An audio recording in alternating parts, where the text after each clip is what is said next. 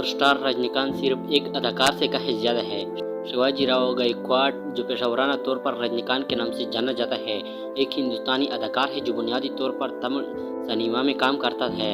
اداکاری کے علاوہ اس نے پروڈیوسر اور اسکرین رائٹر کی حیثیت سے بھی کام کیا ہے۔ انہوں نے بہت سارے ایوارڈ جیتے ہیں، جن میں 4 تمل ناڈو اسٹیٹ فلم کے بہترین اداکار ایوارڈ اور فلم فیئر کا بہترین تمل اداکار ایوارڈ شامل ہے۔ رجنیکانت بنگلور کے ایک مراٹھی خاندان میں 12 دسمبر 1950 کو شیواجی راؤ گائیکواڈ کے طور پر پیدا ہوئے تھے۔ اس کا نام مراٹھا یدھ کا چھترپتی شیواجی کے نام پر رکھا گیا تھا۔ ان کا والد پولیس کانسٹیبل تھا۔ بچپن اور جوانی کے ابتدائی سالوں میں انہوں نے مالی معاملات کی وجہ سے بہت سی جدوجہد کی۔ اگرچہ وہ مراٹھی کے پس منظر سے آیا، لیکن رجنیکانت نے ابھی تک کسی مراٹھی فلم میں کام نہیں کیا۔ اپنے کیریئر کے آغاز میں اس نے بڑائی اور کولی ہونے سمیت متعدد عجیب ملازمتیں اٹھائیں۔ بعد میں وہ بنگلور ٹرانسپورٹ سروس کے ذریعے ملازمت میں تھا، BTS، جہاں اس نے بس کنڈکٹر کی حیثیت سے کام کیا تھا۔ اس کے بعد وہ اسٹیج ڈراموں میں حصہ لینے لگا۔ اس دوران یہ تھا کہ وہ مدارس فلم انسٹی ٹیوٹ میں اداکاری کی کلاسوں کے لیے ایک اشتہار لے کر آئے اور اپنے اہلیہ کی خواہشات کے خلاف شامل ہونے کا فیصلہ کیا۔ اس کے بعد اس کے دوست اور ساتھی کرکن راج بہادر نے اپنے کورس کے دوران اس کی مالی مدد کی۔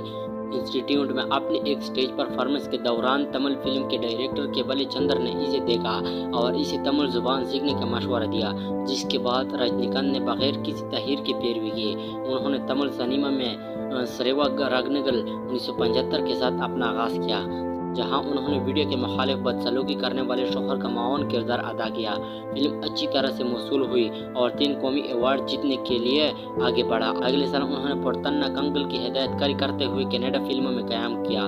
ڈائریکٹر SP متھورامن نے رجنیکانت کی اسکرین امیج کو مکمل طور پر تجدید کیا اور پہلے اس کے ساتھ بوہانا اوروکو کیلویگیری 1969 میں اپنی فلم کے پہلے نصف حصے میں قدرے منفی کردار میں تجربہ کیا اور بعد میں ایک مرکزی کردار کے طور پر۔ جلد ہی جے مہیندر نے تمل سنیما میں رجنیکانت قائم کیا۔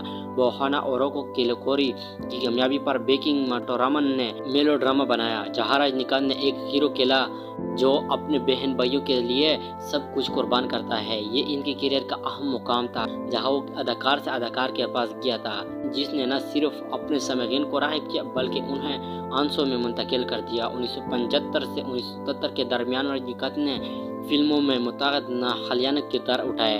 رجنیکانت نے جنوب میں بہت مقبولیت حاصل کی۔ اس نے اچانک وقفہ لینے اور اداکاری چھوڑنے کا فیصلہ کیا، لیکن اس کا مقابلہ واپس کر دیا۔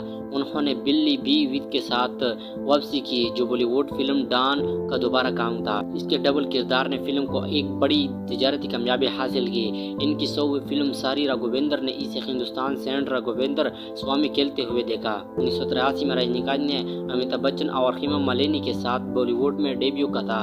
فلم اچھی طرح سے موصول ہوئی تھی اور اس وقت سب سے زیادہ کمانے والی فلم بن گئی۔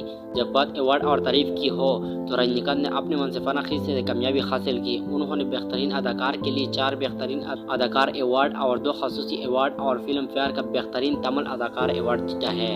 حکومت ہند نے انہیں پدما بھوشن، انہیں 4ویں فلم وجے ایوارڈز میں انڈین شیوالیار شیواجی گنسین ایوارڈ برائے ایکسیلنس ملا۔ ہندوستان کے 45ویں فلم انٹرنیشنل فلم فیسٹیول 2014 میں انہیں سال کی ہندوستانی فلم شخصیت کے لیے 7 سالہ ایوارڈ کے ساتھ نوازا گیا۔ ہندوستان کے انٹرنیشنل فلم فیسٹیول 2019 کے 50ویں ایڈیشن میں انہیں گلوبل جوبلی ایوارڈ کی علامت سے نوازا گیا۔